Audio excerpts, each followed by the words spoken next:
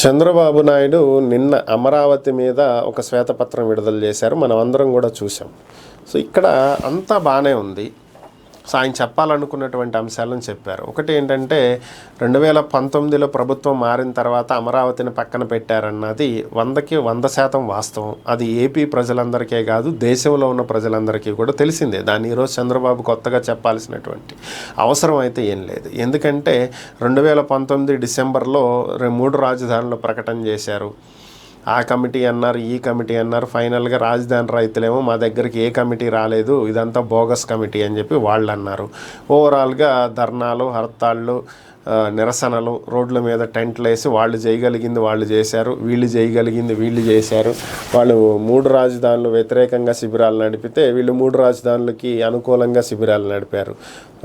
అటువైపు కొంతమంది, ఇటువైపు కొంతమంది. ఓవరాల్గా నడిచినన్నాళ్ళు నడిచింది, ప్రభుత్వం మారింది, అమరావతి రాజధానిగా చంద్రబాబు నాయుడు డిక్లేర్ చేశారు. కాకపోతే ఇక్కడ ఒక విషయం ఏంటంటే, చంద్రబాబు నాయుడు చేసిన ఒకే ఒక్క మంచి పని ఏంటంటే, అధికారంలోకి రాగానే అమరావతి రాజధానిని గెజిట్ చేపించడం. ఎందుకంటే గత 5 ఏళ్లలో ఎప్పుడైతే 3 రాజధానుల అంశం తెర మీదకి వచ్చిందో జగన్మోహన్ రెడ్డి లేవనెత్తినటువంటి ఒక పాయింట్ ఏంటంటే, అసలు అమరావతి రాజధాని అనేది ఎక్కడుంది, సో దీనికి ఎక్కడా కూడా గెజిట్ లేదు, గెజిట్ ఇవ్వలేదు, ప్రభుత్వం దీన్ని ఫైనల్ చేసినట్టు కాదు, నోటిఫై చేసినట్టు కాదు, సో కాబట్టి మార్చే హక్కు మాకుంది అనేది ఆయన చెప్పినటువంటి పాయింట్. సో దీన్ని చంద్రబాబు నాయుడు ఈసారి ఎవరు వచ్చినా సరే దీన్ని మళ్ళీ ఈ పాయింట్ ఎత్తడానికి వీలు లేకుండా ఫైనల్గా దాన్ని గెజిట్ నోటిఫై చేపించేశారు. అంటే అమరావతి ఫిక్స్డ్గా ఏపీకి రాజధాని. ఇంతవరకు బాగానే ఉంది. సో గతంలో ఎక్కడ పనులు అక్కడ ఆపేశారు, అమరావతి మీద రూపాయి ఖర్చు పెట్టలేదు. ఓవరాల్గా సగం కట్టినటువంటి భవనాలు 70-80%, 90% పూర్తయినటువంటి భవనాలు కూడా అలా పడున్నాయి అంతే. సో ఇది అందరికీ తెలిసినటువంటి అంశమే. చంద్రబాబు గారు అమరావతి టూర్ వేసినప్పుడు కూడా అందరూ చూశారు ఆ విజువల్స్లో. అయితే ఇప్పుడు చంద్రబాబు గారు జగన్ చేసిన తప్పులను ఏకరవు పెట్టారు, బాగానే ఉంది. ఈ 5 ఏళ్లలో అమరావతి మీద ఆయన ఏం చేయదలుచుకున్నాడు అనేటువంటి అంశాన్ని ఎక్కడా చెప్పలా.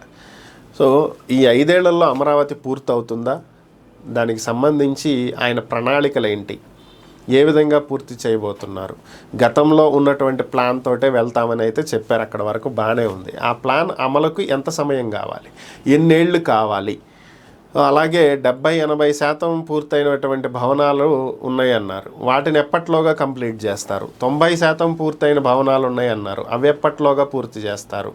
ఆల్రెడీ 70-90% మధ్యలో ఉన్నటువంటి భవనాలని త్వరితగతిన పూర్తి చేయొచ్చు. మిగతా పనులు పక్కన పెట్టి ముందు వీటి మీద కాన్సన్ట్రేషన్ చేస్తే అవి ఒక ఏడాదిలో అందుబాటులోకి వచ్చే అవకాశం ఉంటుంది. అంటే వచ్చే ఏడాదికే దీంట్లో కార్యకలాపాలు మొదలవుతాయి.